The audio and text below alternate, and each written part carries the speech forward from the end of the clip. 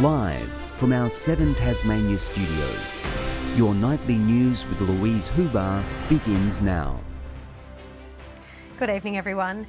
First tonight, Jeremy Rockliff has spoken out about the challenges he faces as the new health minister to overhaul the state's ailing health system.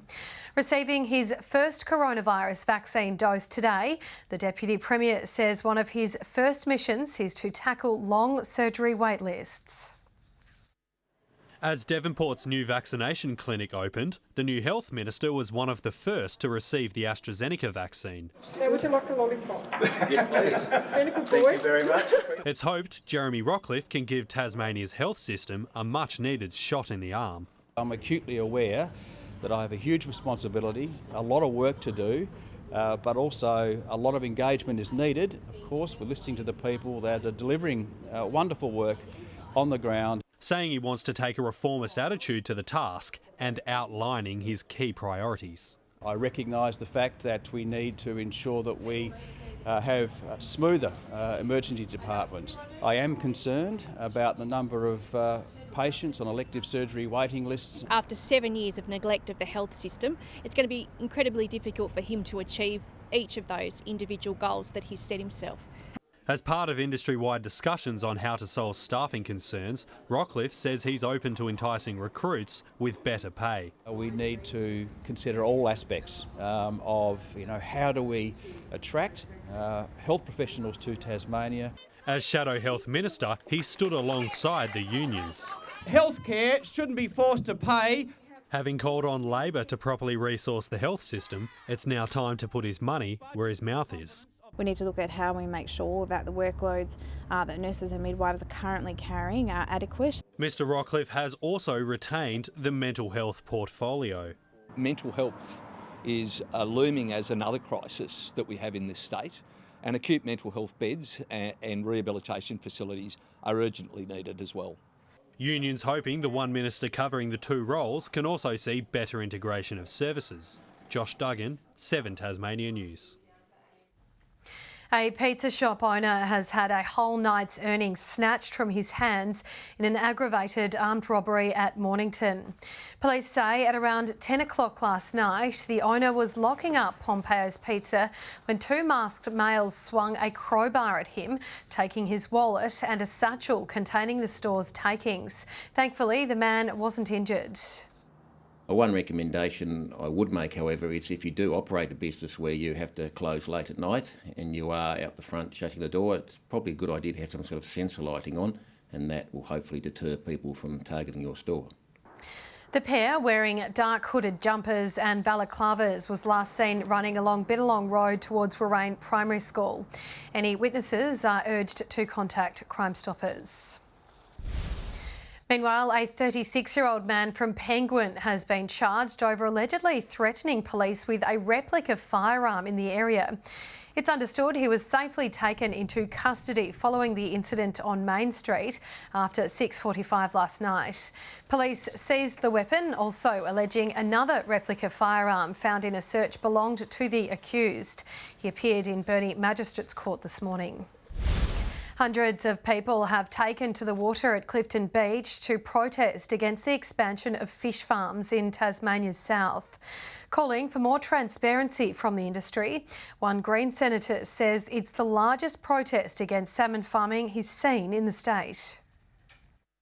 A protest aimed at making a splash, hundreds taking to the water chanting surf, not salmon. We know that the trust just isn't there anymore. It's just not, and this is the time for us to have our voices heard.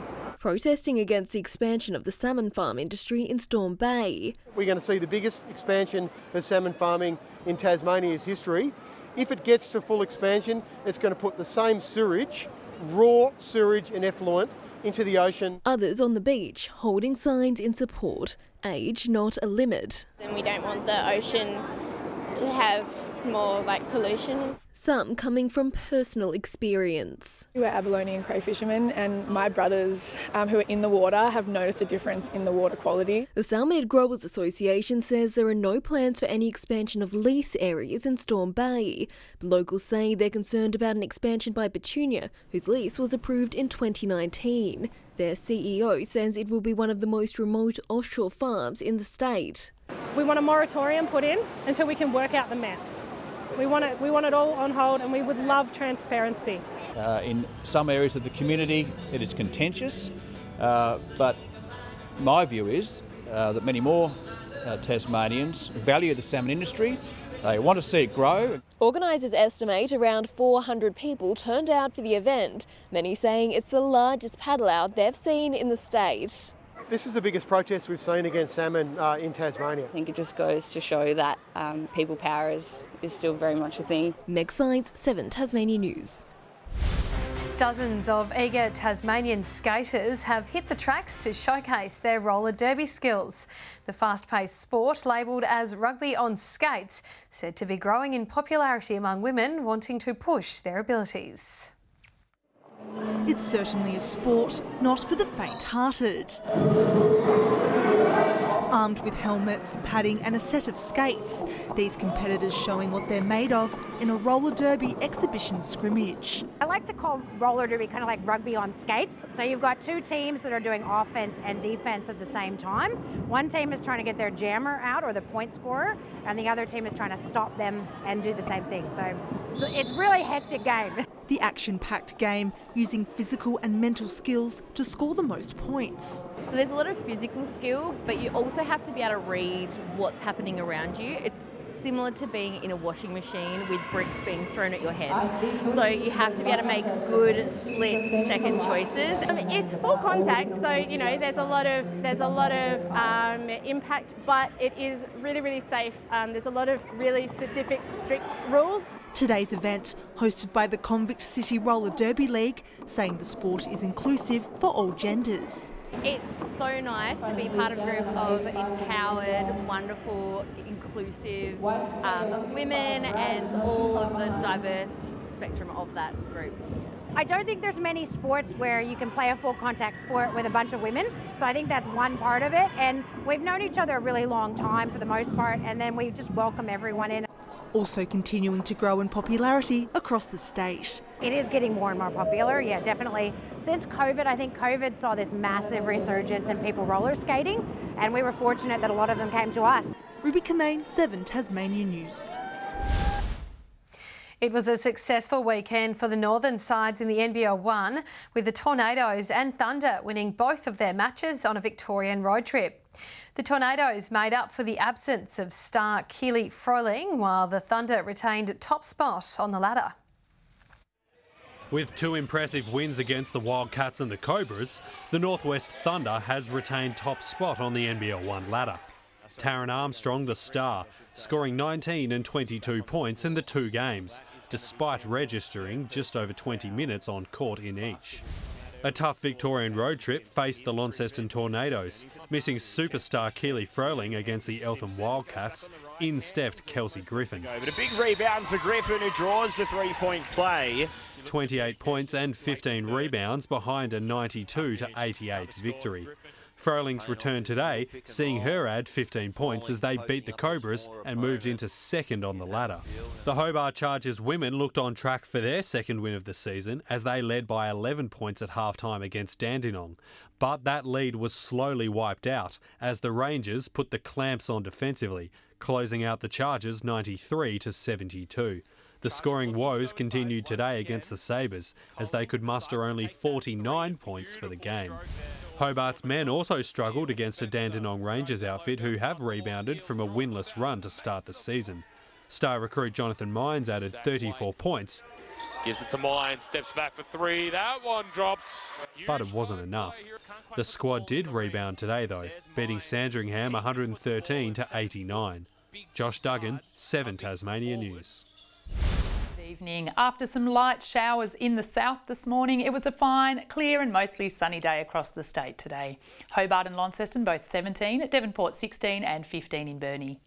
Strawn with the high today, 20 degrees, 19 on King Island, Grove 18, 17 at Smithton, St Helens, Bushy Park and the Friendly Beaches, Lyweenie, Lowhead and Flinders Island all 16 and Maria Island 15. High clouds seen on the close-up over north-eastern and western Tasmania with some cumulus clouds scattered through the north. A wide frontal cloud band is shown here extending from WA to the Southern Ocean with high-level cloud across South Australia preceding the front. Another front lies near the southwest of WA. The high centre will move south-east of Tasmania, still extending a ridge over the mainland tomorrow. A trough moves into South Australia ahead of a cold front over WA. East to northeasterly winds 10 to 20 knots, tending north to northeasterly during the morning and afternoon, then increasing to 20 to 25 knots about the west and east, reaching 30 knots in the evening. Seas 1 to 2.5 metres. A strong wind warning is current for western coastal waters from Low Rocky Point to Stanley and also for the southeast coast. A cloudy day tomorrow in Hobart 18, Dover and Ouse both cloudy 17, early fog in Launceston 17, 16 and cloudy in Devonport and drizzle at times in Scottsdale 17.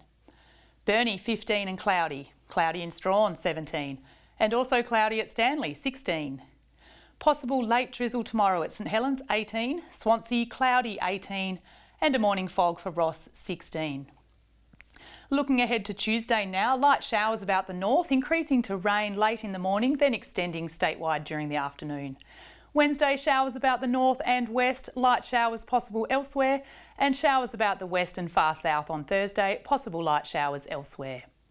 On the mainland tomorrow, Perth, showers easing 17, Brisbane partly cloudy 24, a sunny day in Alice Springs 28, and for Melbourne partly cloudy 19 degrees. And right now it's partly cloudy across the state, Hobart 11, Launceston 9 and Devonport 9. It looks like a mostly cloudy day ahead tomorrow, Lou. And that's all your news for now for this Sunday evening. Thanks so much for joining us. Kim and the team will be back with you tomorrow. Good night.